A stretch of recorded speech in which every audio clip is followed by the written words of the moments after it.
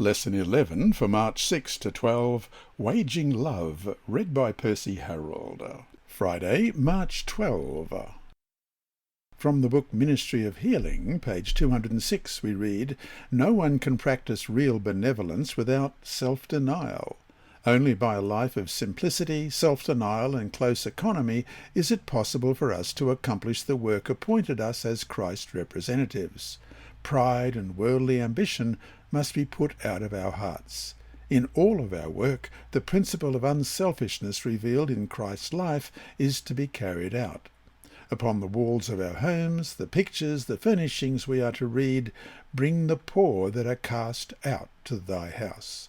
On our wardrobes we are to see written, as with the finger of God, 'Clothe the naked.' In the dining room, on the table laden with abundant food, we should see traced, 'Is it not to deal thy bread to the hungry?'"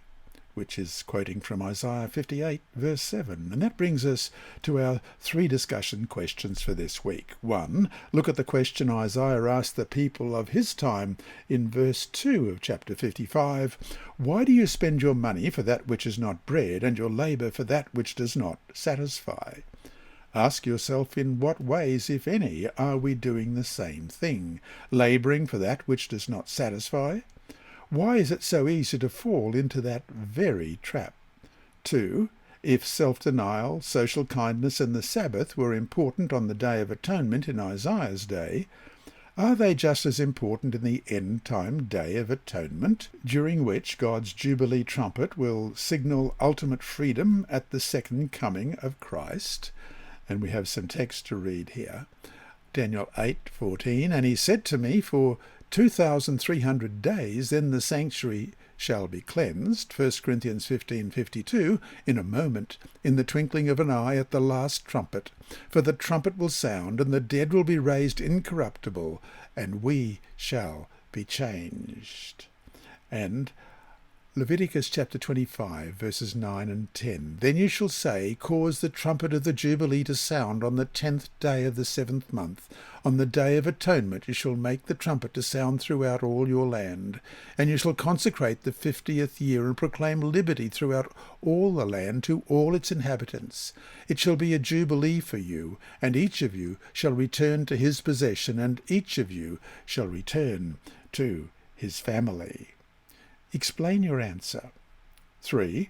In class, open up a discussion on the question of Sabbath keeping. What do you think Isaiah means when he says we should turn away from doing our own pleasure on the Sabbath, and yet at the same time call it a delight, as he said in Isaiah 58:13? How can we do both? Keep in mind the context of the complete text of Isaiah chapter 58. And to summarize this week's lesson, in Isaiah 55 and 58, the prophet appeals to his people to give up their thoughts and ways and return to God, whose ideal for their happiness is so much higher than their own. He mercifully pardons and then insists that the pardon be merciful, in harmony with the spirit of the Day of Atonement and the Sabbath, because the gift of God's forgiveness, if it is truly received, transforms the heart. Inside Story. Our mission story this week is titled "Unequally Yoked," and it's by Zheng-Mei Chung. "I didn't want to marry my husband because I was raised a Seventh-day Adventist and he belonged to another Christian denomination in southern Taiwan. But our parents wanted us to get married and we had to obey them. So I told my future husband, Ming Huang Wu, we can get married, but I will not change my religion. He didn't have a problem with that. But then he started to discuss the wedding. I wanted it to be held in an Adventist church, but he said, no, I am the husband, so it will be in my church. I tried to find a compromise. Let's have the wedding outside then, not in any church, I said. But an Adventist pastor must officiate at the wedding. We argued back and forth. Finally I said, if it is not an Adventist pastor, then I will not marry you. He asked his mother for advice, and she gave permission for an Adventist pastor. But she had secret plans. She thought that I would join her faith after the wedding. She also wanted me to change her son, who drank. I remained uncomfortable with the idea of marrying outside my faith, and I told this to Ming Huang. But by that point, the whole village knew about the wedding. If we called it off, we would lose face. Ming Huang became an Adventist so he wouldn't lose face. A month before the wedding, he took Bible studies and was baptized. I'll never forget that day. He wept as he came out of the water because he wanted to get married, but he didn't want to leave his old life of drinking. Ming Huang was a beaten man. He lost a great deal of self-esteem by marrying me. During the first 7 months of our marriage, I also fed him healthy food and taught him how to live a healthy lifestyle. Our neighbours noticed that he wasn't the same. "You're a new man," they said. Ming Huang, however, didn't want to be a new man. After our daughter was born, he returned to drinking. 10 years passed, and we had a second daughter. We had many conflicts over faith. One day it was too much, and I took the 2 children, our baby and 10-year-old girl, to the home of friends. I wanted my husband to be alone in the house and get a taste of what divorce would be like. Ming Huang didn't want a divorce.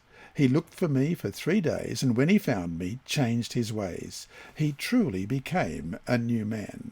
Today he is a caring husband and father. He also is a church elder.